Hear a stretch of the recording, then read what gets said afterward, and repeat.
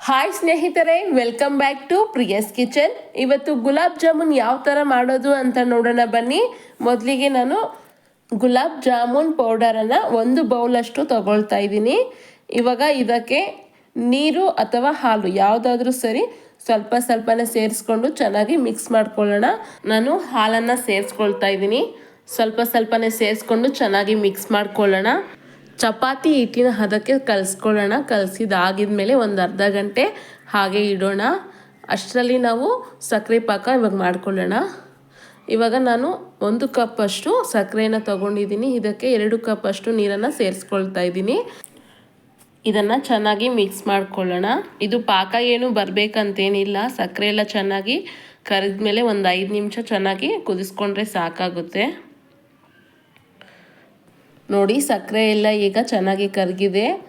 ನೋಡಿ, ಇದು ಸ್ವಲ್ಪ ಕಲರ್ ಕೂಡ ಈಗ ಚೇಂಜ್ ಆಗಿದೆ.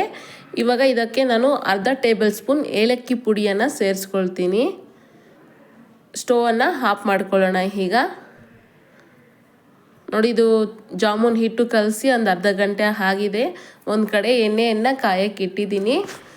ನೋಡಿ, ಜಾಮೂನ್ ಹಿಟ್ಟನ್ನು ನಾನು ಈ ಸೈಜಲ್ಲಿ ರೌಂಡ್ ಶೇಪ್ ಮಾಡಿ ಇಟ್ಕೊಂಡಿದ್ದೀನಿ. ಇವಾಗ ಇದನ್ನು ಎಣ್ಣೆಯಲ್ಲಿ ಚೆನ್ನಾಗಿ ಕರೆದುಕೊಳ್ಳೋಣ. ಎಣ್ಣೆ ಕಾದ ನಂತರ ಹುರಿ ಆದಷ್ಟು ಲೋ ಫ್ಲೇಮಲ್ಲಿ ಇಟ್ಕೊಳ್ಳಿ. ಇವಾಗ ಎಣ್ಣೆಯಲ್ಲಿ ಒಂದೊಂದೇ ಹಾಕ್ಕೊಳ್ಳೋಣ. ಉರಿ ಲೋ ಫ್ಲೇಮಲ್ಲೇ ಇರಲಿ, ಇಲ್ಲಾಂದರೆ ಬೇಗ ಸೀದೋಗುತ್ತೆ. ನಾವು ಈ ಜಾಮೂನ್ ಹಿಟ್ಟನ್ನು ಸೈಜ್ ಸ್ವಲ್ಪ ಚಿಕ್ಕದಾಗೆ ಮಾಡ್ಕೊಳ್ಬೇಕು. ಯಾಕಂದರೆ ಎಣ್ಣೆಯಲ್ಲಿ ಹಾಕಿದ್ಮೇಲೆ ಸ್ವಲ್ಪ ದಪ್ಪ ಬರುತ್ತೆ.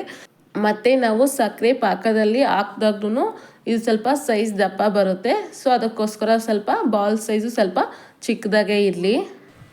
ನೋಡಿ, ಈ ಥರ ಕಲರ್ ಬಂದಮೇಲೆ ಸೈಡ್ಗೆ ತಗೊಳ್ಳೋಣ. ಇವಾಗ ಸಕ್ಕರೆ ಪಾಕ ಸ್ವಲ್ಪ ಬಿಸಿ ಇರುವಾಗಲೇ ಇದು ನಾವು ಎಣ್ಣೆಲಿ ಕರೆದಿಟ್ಕೊಂಡಿರುವಂತಹ ಜಾಮೂನ್ಸ್ ಬಾಲನ್ನು ಸಕ್ಕರೆ ಪಾಕದಲ್ಲಿ ಹಾಕ್ಕೊಳ್ಳೋಣ. 30 ನಿಮಿಷಗಳು ಹಾಗೆ ಇದನ್ನು ಪಕ್ಕಕ್ಕೆ ಎತ್ತಿಡೋಣ. 30 ನಿಮಿಷಗಳು ಆದ ನಂತರ ನೋಡಿ, ಈ ಥರ ಆಗಿದೆ. ತುಂಬಾ ಟೇಸ್ಟಿಯಾಗಿರುತ್ತೆ. ಒಮ್ಮೆ ಮನೆಯಲ್ಲಿ ಟ್ರೈ ಮಾಡಿ ನೋಡಿ ನೀವು. ಇನ್ನೂ ಯಾರೆಲ್ಲ ನಮ್ಮ ಚಾನಲ್ನ ಸಬ್ಸ್ಕ್ರೈಬ್ ಮಾಡ್ಕೊಂಡಿಲ್ವೋ ಸಬ್ಸ್ಕ್ರೈಬ್ ಮಾಡ್ಕೊಳ್ಳಿ, ಲೈಕ್ ಮಾಡಿ, ಶೇರ್ ಮಾಡಿ. ಹೊಸ ವಿಡಿಯೋ ಅಪ್ಡೇಟ್ಗಾಗಿ ಬೆಲ್ ಐಕನ್ ಬಟನ್ ಒತ್ತುವುದನ್ನು ಮರಿಬೇಡಿ. Thank you for watching.